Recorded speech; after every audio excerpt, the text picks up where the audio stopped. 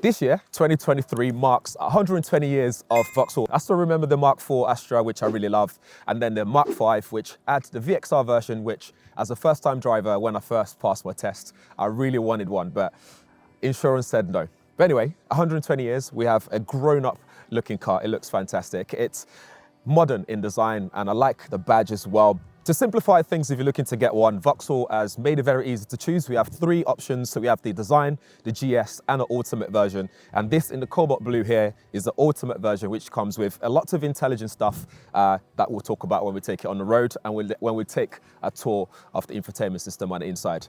Let's start with some of the design elements on the front that's worth talking about. So this headlight is called a Vauxhall IntelliLux LED light, and it means we have 168 pixels in the headlight, so 84 on each headlight. It makes it really bright. It also makes it easily adaptable to different road conditions. So whether it's foggy situations, whether it's making sure that you don't blind oncoming vehicles, this is designed to deal with those situations. You can also select some of the modes as well. They have a mode, for example, called tourist mode, which means if you're going down countryside lane, it's very, very well illuminated, so you can take a beautiful gaze of the country roads when you're driving. But apart from that, I think it looks very smart. It's very up to date, very neat as well. And we have some of the ADAS system here and the parking sensor here as well to help with parking and driving on the road safely. Over on the side, this is nice and compact, but this is actually 4,374 millimeters long. As you can see there, it looks nicely low to the ground as well, which I quite like. The mirrors continues with a two-tone finishing, and we have 18-inch alloy diamond cut as standard across the range.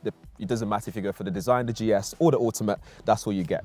To differentiate between the trim levels as well, the ultimate badge is placed subtly on the bottom there. And then we look at the rest of the car. It's nice and clean as well. I love the look of it. And it's just very modern. I love that it's not too chiseled out and everything like that. And then on the back, it just comes out ever so slightly. And the drag coefficient on this is actually decent as well for efficiency. This is all about being efficient on the road. And then I love the way it just slopes down a little bit on the back. It just gives it that nice, clean hatchback look. But overall, nice and clean and very modern. What do you guys think? Let us know in the comments below. And underneath here, we don't get a frunk, unfortunately. Yeah. And then on the right side is where we get the charging port. So this supports 11 kilowatts on board charging, but also supports 100 kilowatts DC charges. So you can go from 20% to 80% in just 26 minutes. Oh, and one more thing. This sounds so satisfying. It's so quiet for what it is. It's just, oh, nice and soft. Over on the back, that grown-up look in terms of design language continues here. We've got this snazzy brake lights here on the back, which looks good. It's got a two-tone finishing, which looks really nice with this cobalt blue finishing. I love the tail lights, the way they're nice and slim on the back as well. The black badge, the nicely written out, spaced out Astra logo on the back there. And we also get a rear window wiper, which in this day and age now feels like something that you don't really get in cars anymore. And to get in the boot, it's actually integrated in the black badge logo on the back. So we get in here and we have 325 litres of boot space, which, as you can see, I can fit two backpacks in there, some other bits and bobs in there, which is really good. And it has a nice clearance as well for getting into the boot. So if you have stuff that you need to carry in there, it's nicely reachable. There's also a nice little space underneath there, which means you can store your charge cables underneath there as well. So in the back seat, we'll talk about some of the materials here. So we have a nice Alcantara finishing all around the car, because this is the ultimate version. So you get that extra by paying for that. We get the armrest here, which is nice because it has two cup holders there. It also has a space to potentially put your smartphone as well if you want to just rest it there if you need to. But there's also a little gap here to get inside the boot in case you forgot something, or you got a long item that you want to put through there, like a ski equipment, for example, or golf club or whatever. You can put that in there as well. But knee room's decent, providing that the driver is going to sit in this position here. But if you have a taller driver, as soon as they move that seat back, you're going to become very cramped in terms of your knee room there. Nice space there for your feet as well to get tucked away nicely. And you also have a decent headroom. So I'm 5'11", so there's no issues there in terms of headroom. It's just the knee room is going to be an issue if you were to have a tall driver sat in the front. We also have a USB-C port here to charge your devices, and then another little gap here to store things, maybe a phone again, just about fit. And then for the middle seat, I think because you have this bit of raised transmission tunnel looking place here, it might be an issue for someone to sit in the middle because it's cramped for your feet, and you'd have to you'd be uncomfortable for long journeys. So I wouldn't say there's a comfortable space there for someone to be sat in the middle seat there. But otherwise, really nice and premium. I love the finishing in here, and yeah. Up in the front, we have two displays in front of us, so your instrument cluster and your infotainment system, both 10-inch displays. They look very vibrant, very colorful, and although you do get these big bezels around it, even though this is a Pure Pro, I believe they called it, version, which is meant to have less bezels, but they're still quite chunky. But regardless, this is driver focused, so you're not getting distracted by other sides or anything like that in here, so it looks really good. We have head-up display there.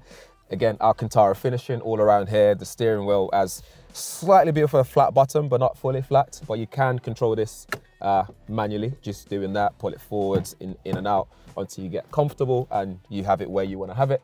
You have, I think, 18 speaker system in here for the ultimate version. Don't quote me, we'll leave numbers on the screen for that. We have 6.2 liters of space here for storage in here. You can store your keys here. You got space for your cans or bottle holder, whatever, cup holder. You can also close that as well if you don't want to let anyone see what's in there if you're parked up. But yeah, you can store your water there. We have drive mode switch here for like eco, sports, etc. Electronic parking brake. You got gear shifter here, nicely tucked away in here. I like how it's well integrated in there as well. We have wireless charging mat, which comes in the ultimate version, and then there's a couple of USB-C ports here to charge your devices or plug in for Apple CarPlay or Android Auto. Both are wireless as well, so if you don't want to plug it in that way, you can also do that. But yeah, you have plenty of space in here, it doesn't feel too cramped, and I like that this is driver focused, and we still have some buttons on here as well that we can still press for quick things like your climate control, which is good. So again, you don't get distracted by having to dig in the menu and stuff like that to do that. We also have panoramic sunroof here, which is really good. It gives a sense of spaciousness in here, just really nice. And on a nice sunny day like this, this is very good. This is very useful. But yeah, let's dig deep into this system here. So on the main screen, this is very responsive. As you can see, when you swipe left and right, it's very responsive, does what it needs to do. If there's anything that I've got issues with there, it's just the animation. I think the animations are a bit over the top, so when you go across like that, it makes it just a tad bit slower as you're swiping across. But other than that, I think that's very responsive. It's very good as well.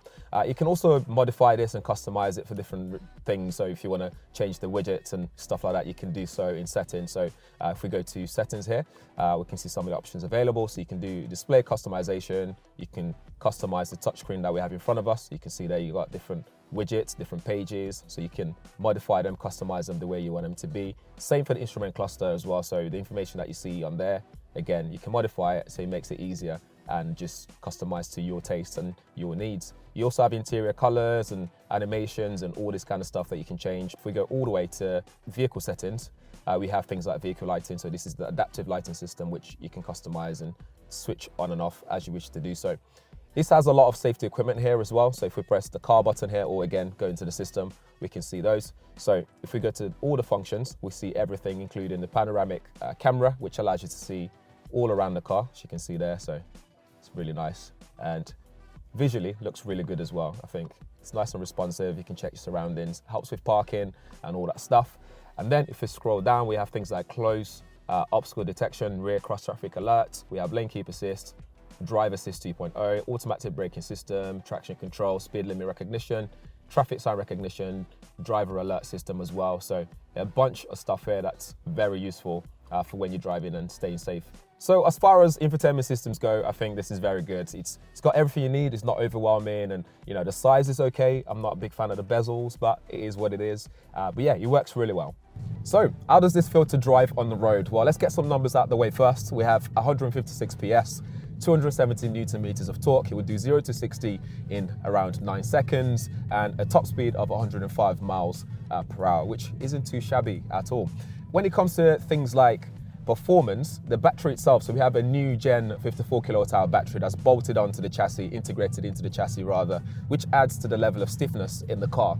And what that does, what that means for you is basically when you start driving on long journeys, so if you take this on the motorway, for example, it's a lot more comfortable. And when it comes to handling and cornering and stuff, it's a lot more comfortable to do as well. The handling is much better. When it comes to different modes you have in here, we have sports mode, we have normal and eco as well. Vauxhall says this will do 254 miles on the WLTP.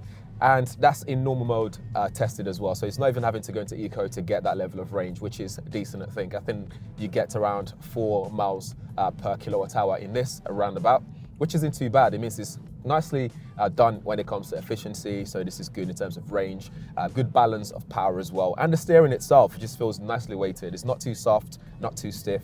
And depending on which mode you have it on, gives you the level of torque that you get. So if you put this in sport mode, you get the maximum torque you can get in here, that instant 270 Newton meters of torque. So put your foot down and you get this in amount of torque, and it's just nice and linear as well. It's not like the Tesla way of you put your foot down and the whole car just goes like that. So it's decent. I think it's not too bad. And that DC charging means you can charge this up very quickly. You're talking 20 to 80% in around 26 minutes, which again, isn't too shabby at all.